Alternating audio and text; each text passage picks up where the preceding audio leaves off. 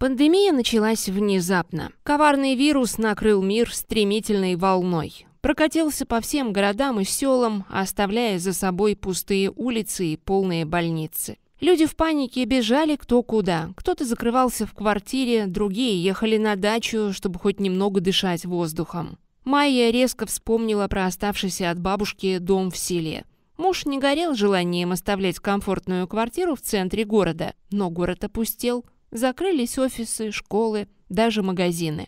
Майя чудом урвала последнюю спайку туалетной бумаги 3 дня назад, а сегодня власти запретили выходить из дома. 2 детям и собаке вынужденное заточение казалось самой чудовищной вещью на свете. С детьми еще можно было договориться, благо интернет проплачен. А вот собака настойчиво требовала прогулок 2 раза в день. Приходилось Денису на рассвете и после наступления темноты красться по подъезду на прогулку. Он надевал маску, перчатки, на всякий случай капюшон. Он не знал, защищает ли эта экипировка от вируса, но собаку она пугала.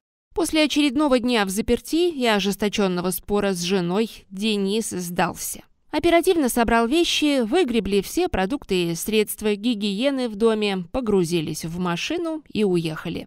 Село оказалось далековато от города, но долго задерживаться там семья не планировала. Решили пожить месяц, устроить импровизированный отпуск. Тем более интернета тут не было и даже со связью случались перебои. В доме никто не жил 2 года, но его быстро можно было привести в жилой вид. Особенно радовало газовое отопление, которое чуть ли не перед смертью бабушки поставили родители. Тогда они сокрушались о зря потраченных деньгах, а теперь гордились своей дальновидностью. Майя им предлагала приехать, но родители отказались. Им было уютно у себя в квартире. Первые дни семья привыкала к новой обстановке. Счастливая до визга собака заходила в дом только чтобы поспать. Дети немного поныли из-за отсутствия гаджетов, а потом неожиданно увлеклись строительством дома на дереве. Денис им в этом активно помогал, используя найденные в сарае доски и гвозди. А Майя готовила еду и пыталась не сойти с ума от безделья. Со всеми этими пандемиями, переездами и другими проблемами женщина который день подряд не могла избавиться от головной боли. У нее и раньше случались мигрени, но обычно проходили дня за 3. А тут невыносимая боль тянулась уже больше недели. От яркого света голова вообще грозила взорваться. Поэтому Майя старалась лишний раз не выходить на улицу. Однажды вышла полюбоваться работой своих родных, но от сильной мигрени ее вывернуло съеденным обедом. Больше на подвиги женщину не тянуло. «Слушай, ты какая-то горячая», — заметил Денис, устраиваясь вечером рядом в кровати. «По-моему, у тебя температура». «Это мигрень. У меня бывает». «А может, это ковид?» – нахмурился Денис. «Нет. Когда бы я успела заразиться?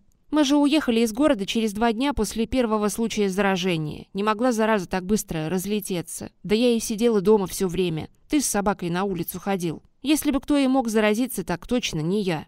«Ну, как скажешь», – муж пожал плечами. «Надеюсь, завтра тебе станет лучше». Но лучше не стало. Майя так и мучилась головной болью, горстями глотая обезболивающие. А когда таблетки закончились, пошла к фельдшеру. В местном отделении амбулатории было людно. Выстояв очередь, женщина пожаловалась на мигрень. «Что я могу поделать?» – развел руками фельдшер. «Обычно с такими болями я отправляю в городскую больницу. Нужно обследование, в идеале томография, обязательно консультация невропатолога. У меня ни квалификации нужны, ни оборудование. С обезболивающими тоже не помогу, их нет. Видите, какой ужас творится.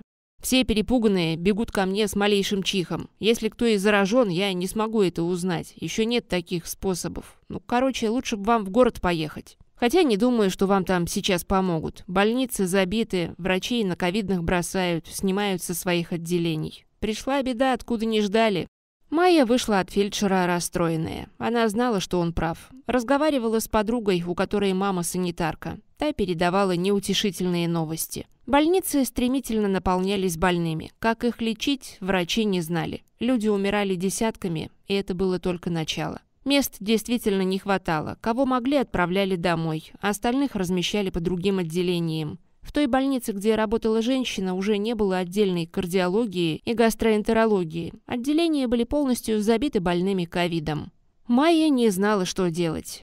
Поехать в город означало подвергнуть всю семью высокому риску. Оставаясь в селе, она резала себя сама без ножа. Решила терпеть настолько долго, насколько это возможно.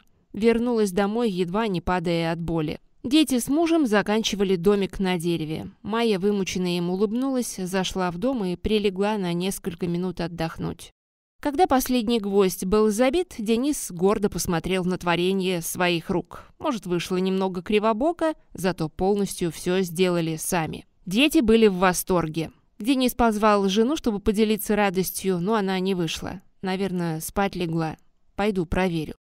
Денис зашел в дом, а через несколько минут оттуда раздался нечеловеческий рев. Перепуганные дети забежали в комнату родителей и долго не могли ничего понять. Папа обнимал маму, выл, рыдал, а она не двигалась. Тот день запомнился жуткой суматохой. Денис почти волоком притащил фельдшера. Тот вышел из комнаты бледнее мела. «Она мертва», — перепуганно прошептал он. «Подумать только. Несколько часов назад же говорили, но пульса нет.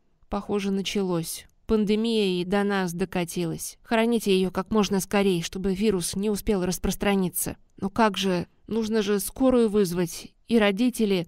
Денис не мог прийти в себя. «Попробуйте, но не думаю, что кто-то приедет. А родители... Вы что, хотите вместо одних похорон сразу несколько устраивать? Похороните по-быстрому, а потом уже нормальную церемонию устроите, когда все закончится. И всю комнату... Нет, весь дом продезинфицируйте, обязательно. Сделайте все как можно скорей. У вас дети, вы должны о них заботиться». Напуганный Денис решил последовать совету фельдшера. Он позвонил все же в скорую, но там было такое количество вызовов, что забрать тело могли только через сутки. И то в лучшем случае, если больше срочных вызовов не будет. Напуганный вирусом мужчина решил не медлить. В селе оказался небольшой цех по изготовлению гробов. Они обычно всю продукцию отвозили в город, но уже несколько недель боялись высунуться со двора. Денис договорился с изготовителем, перекрикиваясь через забор. Перекинул деньги на карту, а потом забрал готовый гроб от ворот. С мастером он так и не встретился. Копачи тоже нашлись быстро. 2 местных алкаша за бутылку согласны были на все. Они были уверены, что спирт убивает любой вирус, и никаких корон не боялись. Через пару часов они уже выкопали яму. Денис переодел жену в невесте откуда взявшееся платье. Майя в нем выглядела сказочной феей. Он хотел, чтобы она оставалась красавицей даже после смерти. Макияж он делать не умел, но украшение на жену повесил. Золотую цепочку с кулоном, который дарил ей после рождения первенца, и обручальное кольцо с приличным камнем. Детей на кладбище не брал, а сам решил еще раз взглянуть на любимую. Попросил копачей остановиться, откинул крышку гроба и в последний раз взглянул на Майю. Не сдерживал слезы, наблюдая, как приколачивают крышку и опускают гроб. «Может, вы пойдете, мы тут сами закончим», — предложил один из копачей. «Нет, я буду рядом». Денис не увидел досаду на лице собеседника. Мужчина ничего не замечал. А после того, как последняя пригоршня земли упала на свежий холм, положил сверху сорванный неподалеку букет полевых ромашек и, покачиваясь, пошел домой. Копачи радостно набросились на честно заработанную плату в звенящей таре. После нескольких стопок разговор вернулся к сегодняшней работе. «Видел, как убивается? Не понимаю я этих городских. Чё побиваться? Наоборот, радоваться нужно, что никто больше не пилит». «Это ты про свою сейчас?» — хохотнул второй. «Подожди, может, и тебе повезет». «Да где там? Здоровье у нее, знаешь, какое крепкое. Нас с тобой еще переживет». «А я вот о другом думаю. Ты видел цацки на ней? Это те не стекляшки какие-то. Это камни настоящие. И золото. Точно тебе говорю. Я шарю. Представь, насколько бутылок хватит, если мы бы это все продали». «Да ну ты что, совсем что ли? Покойников обирать?» — скривился товарищ. «А что не так-то? Ей все равно уже. Че хорошие вещи оставлять в земле гнить? Ну ты подумай. Одну цацку продадим, а другую своей отнесешь. Она обрадуется, пилить тебя перестанет. Добытчик же». Собутыльник сначала отнекивался, но после второй бутылки идея уже не казалась такой отвратительной, а довольная жена виделась приятным бонусом. Еще через пару стопок заговорщики решили действовать сегодня же ночью, пока земля была свежей, и ее легко было копать. Когда вокруг окончательно стемнело, дельцы нашли фонарик, взяли лопаты и пришли на кладбище снова. На этот раз работали даже быстрее. Близость наживы стимулировала как нельзя лучше. Лопата ударилась о крышку гроба. «Я как чувствовал, что мы вернемся», — радостно потирал руки один из дельцов. «Крышку не сильно прибивал, ща мы ее быстро своротим». Гвозди и вправду поддались легко. Один из мужчин спустился вниз и снял с шеи Майи золотую цепочку. У него перед глазами уже маячили ряды бутылок. Может, даже удастся договориться с продавщицей местного магазина, чтоб не все сразу дала, а по паре бутылок в день. Тогда удовольствие растянется. Мужчина потянулся к кольцу, дернул, но оно сидело плотно на пальце. Следующая попытка тоже ничего не дала. Снять кольцо с распухшей руки не получалось. Да что ж это такое? А ну дай нож. «Да ты чё, нельзя так?» – испугался подельник. «Да не ссы, она все равно ничего не чувствует-то, ну, посвети лучше». Щелкнул раскладной нож. Лезвие врезалось в кожу, из раны потекла кровь. Не успел мужчина удивиться, как раздался истошный женский вопль. Майя распахнула глаза и заорала от боли. Она не понимала, кто она, где находится и вообще что происходит. Сработали инстинкты. Женщина орала, держась за окровавленный палец. Краем глаза заметила две тени, которые метнулись в разные стороны и с криком исчезли в темноте.